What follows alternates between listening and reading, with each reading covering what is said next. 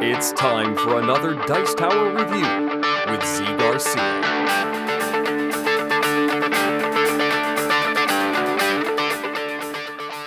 Hey everybody, today I'm taking a look at the latest expansion to Castle Panic, Engines of War.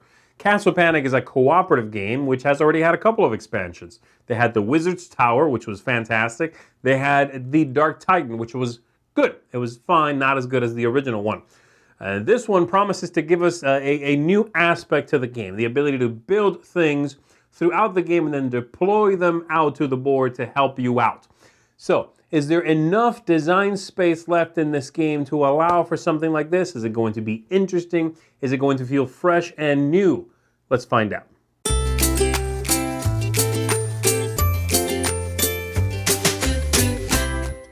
To set up the game with the Engines of War expansion, you're going to put the keep here in the center. You are going to remove all of the brick and mortar from the deck of cards and instead put the resource deck into play, which will include brick and mortar as well as a couple of other resources. So these are out. You'll set out the engineer, set out the new equipment the players can buy, and of course add in all the new beasties and baddies to the bag, which I have out here for right now because I'll explain them in just one second. Then you're ready to begin. The objective of the game is still the same. You need to protect the castle, win, eliminate everyone with at least one tower remaining. All right? So, the differences are, players are now able to draw from 2 decks of cards, including the resource deck here, which has mortar and rope and brick and wood. These are your 4 new resources, all found in this deck. When you draw from either, and you are going to be able to, on your turn, have the engineer build something for you. And so, as you assign a card to the engineer, let's say I assign them rope, I can pick what I want them to start building. And there are several things in here. They can build a pit, barricade, spring trap, and a wall. And then on the other side, they can rebuild the keep if it's gone and build a catapult or a ballista to mount on that keep. So let me tell you what these do. All right, we'll start with the easy ones like a wall. The wall is a wall. You can rebuild it, but now you have to use the engineer to do it. And so as soon as you've assigned 1 brick, 1 mortar to the engineer, those 2 go away. They build a wall, you place it, and you remove this to know that they're not working on anything. If you ever, by the way, start working on something and then decide to start working on something else, you have to clear off any card that you have assigned to the engineer. Spring trap is going to be set somewhere out here, and as a monster moves into it, they are thrown back into the forest. Spring trap goes away. A pit you are going to put, and as a monster moves into it, as you put it somewhere, as they move into it, they are going to take 1 damage, any 1 monster, then the pit of spikes there goes away. Barricade, you'll put that out here somewhere, and monsters, this sort of behaves like a wall, but outside of the castle. As a monster would move into it, they do not, they instead take 1 damage, and then you remove the barricade, and then finally, the keep, if you need to rebuild it, and the 2 big ones here, the ballista and the catapult, which are on the other side here. These behave differently. These are sort of massive weapons. After you've built them, you are going to mount them on the keep here. Let's put these back, and let me grab the keep and just put one on there. There we go. Catapult. And so, from now on, you are allowed to, by the way, the keep is always facing 1 color. So for right now, I'll say it's facing blue over here. You are allowed to spend some cards on your turn, once per turn, to activate the catapult or the ballista. Let's say I want to target, let's put a character out here, shall we? Let's put that character right there. And then I'll put this one right behind it. Why not? Let's say I want to activate the catapult there. I'm going to target a section, and so right here would be a blue knight, and I'm going to play 2 cards to activate that. For no effect, I just need to get rid of them. I need blue and I need knight. I can play 1 blue card, 1 knight card, or I could even play 1 blue knight and any other card, but it's always 2. That's the cost. The catapult here is going to shoot into a space, and you get to assign 3 points of damage however you want to, just into that space. So I could take out this completely. The ballista is slightly different. You would have your ballista mounted on the castle here, on the keep. Come here. And you are going to, same thing, 2 cards. Whatever space you decide to shoot into takes 2 damage, something, and then spillover damage behind that of 1. So I could shoot in here for 1, 2, and then 1 behind that.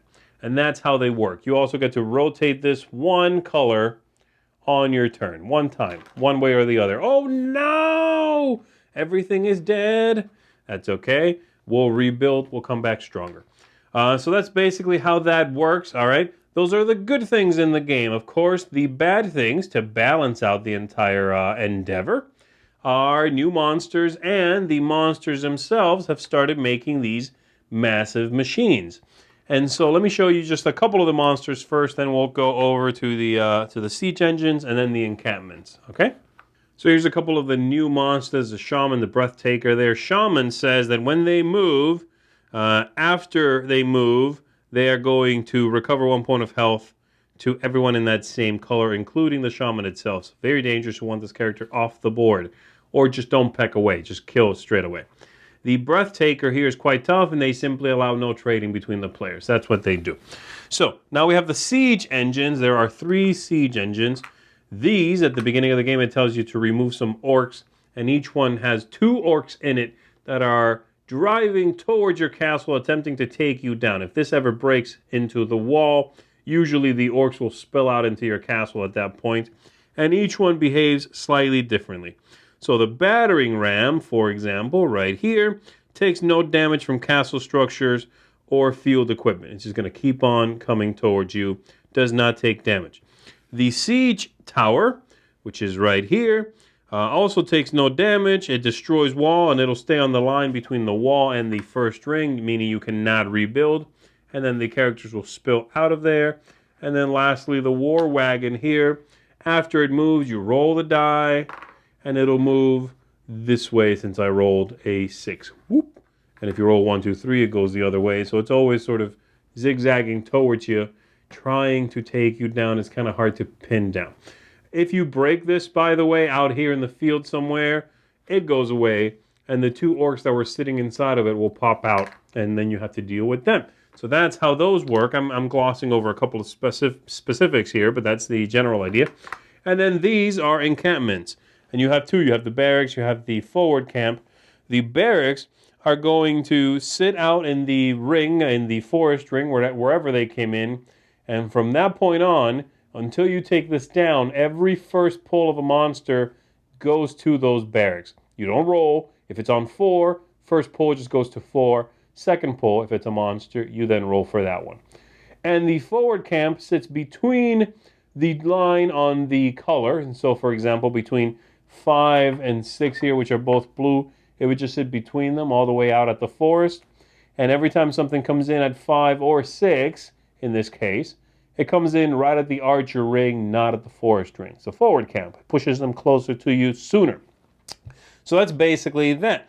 You are also going to get a handy-dandy sheet here explaining, for, 1 per player. I think there are 2 of these, maybe more. Explaining what the things do, what everything the good things do, and then on the back, of course, the bad things, all of the monsters and siege engines and things like that. So that's basically it. Engineer is the main new concept here, and the fact that the monsters now have machines which they are controlling and will pop out of. Everything else stays the same. Continue playing until you win, or they finally overwhelm you and you lose. And that is Engines of War. My favorite expansion for Castle Panic is still definitely the first one. Wizard's Tower really opened up that game.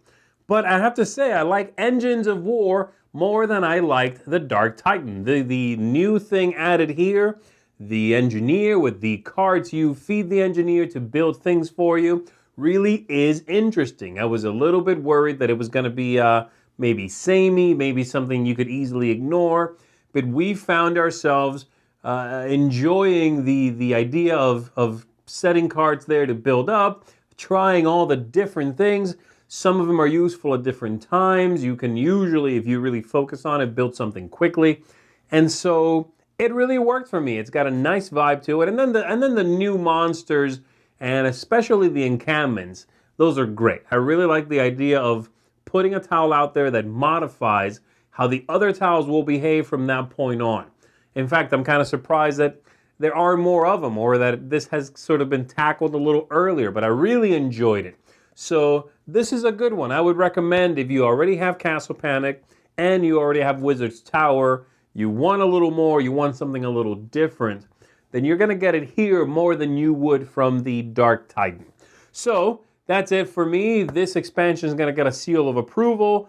Check it out if you want a little more spice in your Castle Panic. That is Engines of War.